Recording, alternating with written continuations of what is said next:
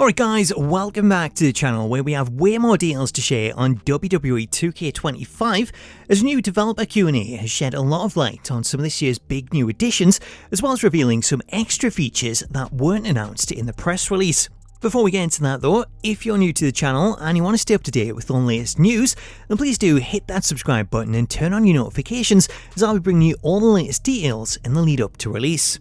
So let's jump into the latest reveals for WWE 2K25 as we've got a lot of new details to get through, though first let's start with some new screenshots as we have the first look at the final boss, The Rock. The new screenshot, which was released by the PlayStation Store, shows The Rock in his outfit from WrestleMania 40 Night 2, with a screenshot also confirming the inclusion of the People's Championship, which he was gifted by the wife of Muhammad Ali.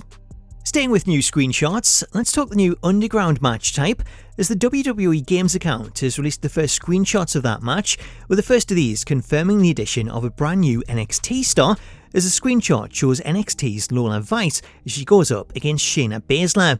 The addition of Lola Vice fits hand in hand with this new match type, as Lola has competed in 3 Underground matches over the course of the last year and came out victorious in all 3.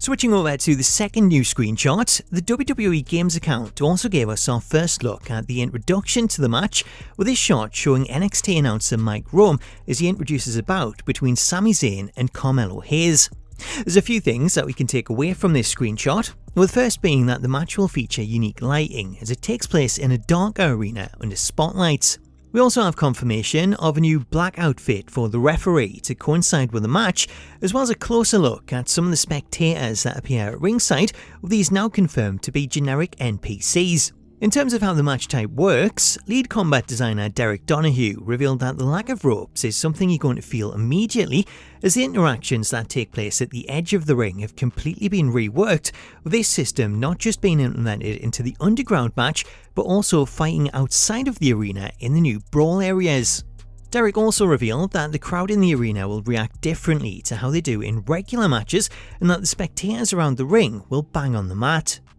Taking a closer look at the models that were shown, Carmelo Hayes features his black and gold attire from his SmackDown debut against Cody Rhodes, though he is missing a few updated tattoos, while Sami Zayn is shown in the same attire that he had last year, which is taken from his run as a tag team champion in 2023. Sami is the second superstar to be shown with the same outfit as 2K24, as many fans noted that Nia Jax also has the same attire, though there is still a chance that these may be updated before release. Moving on, a new article from godisageek.com has shed some light on the addition of the Bloodline Rules match, as they recently attended a Q&A session with the game's developers, who went on to share details on how this match type works, noting that the match itself is a no DQ match, though it comes with a special match mechanic that allows each superstar a total of 3 run-ins during the match. These run-ins are said to take the form of a sort of payback ability, where filling out a special gauge will allow you to call for help. While this match type sounds like an extension of the run-in payback, it serves as the perfect match type for the Bloodline and should make for a pretty challenging match. Speaking of new match types, the developer Q&A also shared some additional details surrounding the addition of intergender matches, as speaking on the new match type, lead combat designer Derek Donahue revealed that the game will feature special intergender championships which both male and female superstars can compete for, though these will need to be unlocked. On the subject of unlockables, Derek also teased that there'll be more options with regards to intergender wrestling, which you'll unlock the more that you play. As for any limitations, it was announced in the Q&A that the only gender restrictions are for mixed tag team matches, though outside of that, players are free to use any superstar in any match type, with one example given being that if you want to relive R-Truth entering the Women's Royal Rumble, or have Nia Jax appear in the Men's Rumble, then now you can. For those looking for more new match types, while not an official new match type, Backstage Brawls have received a major update that sees the match type expanded from 2 players to 8, as the match type now allows for up to 8 superstars to compete in the match, while other new updates see the addition of outside Brawl arenas, with the official press release confirming 2 of these, one being the NXT parking lot and the other one the WWE archives. One new feature that players will also be able to experience in Backstage Brawls is the addition of a new third-person camera, as expanding on the ramp camera that was added in 2K24, 2K25 features a third-person camera that was initially planned for entrances, though it can now be used in all match types, including Backstage Brawls.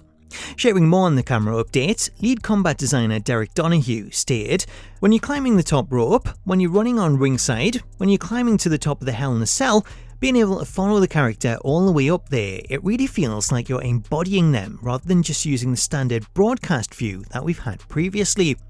It's a whole new way of playing and immersing yourself in the game. It's had some control challenges. For sure, the right stick controls the camera, but it also does other things in the game, other things in gameplay, and I think we found a really nice compromise with the way that it works.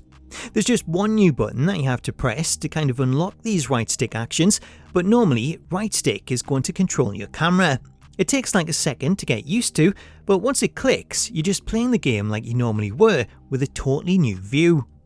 Another topic that was brought up in the Q&A were updates to the ringside area, as we've seen in the trailer, barricades have been updated to allow stars to climb them and perform diving attacks, and shedding more light on this, it was revealed that superstars will have their own movesets when it comes to jumping off the barricades, as you'll be able to customize the moves and create a moveset. In addition, the ringside barricades have also been updated to feature the new LED barricades that are seen on TV, and as part of that change, the developers have added a new damage feature that sees the LED barricades take damage the more that a player is thrown into them. This damage effect is something that can be seen in this screenshot of Rhea and Dom, as the Raw logo behind Rhea shows several defects caused by the barricade taking damage.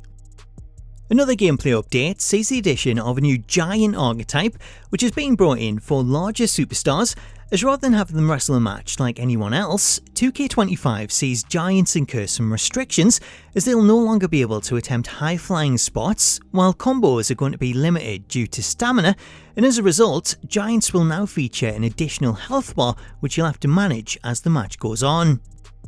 Moving over to the 2K showcase, I mentioned in the previous video how 2K25 is removing the slingshot technology in favour of letting players play the full match with in-game cutscenes, and this was something that was reiterated in the Q&A, as showcase designer Dino Zacconi noted that his team has received a lot of positive and negative feedback about the feature since its inception, and that this year they made the decision to remove the slingshot tech entirely. Commenting on the change, Dino said, "We wanted the emphasis on Showcase this year to really be more about playing than it is watching, and I think that was kind of what we were hearing the last few years. So at this time, we want to really give it back to the player." Sharing more on the changes to Showcase mode, Dino revealed that there's a three-prong approach to Showcase this year, as you can finish the match how it finished in real life, try to change the match by getting the other person or the other team to win, or play out dream matches featuring superstars from the extended and Noai family. On the subject of the showcase, one additional confirmation comes from the game's press release, where it was confirmed that the showcase will be hosted by the wise man Paul Heyman.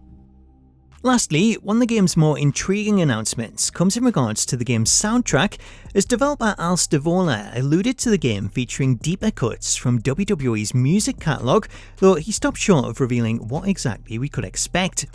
While we're on the subject of music, Al also touched on player requests to bring back custom soundtracks, though he noted that this is not part of the game, as this is something that doesn't lie with 2K, it's a much bigger issue that's far above their pay grade.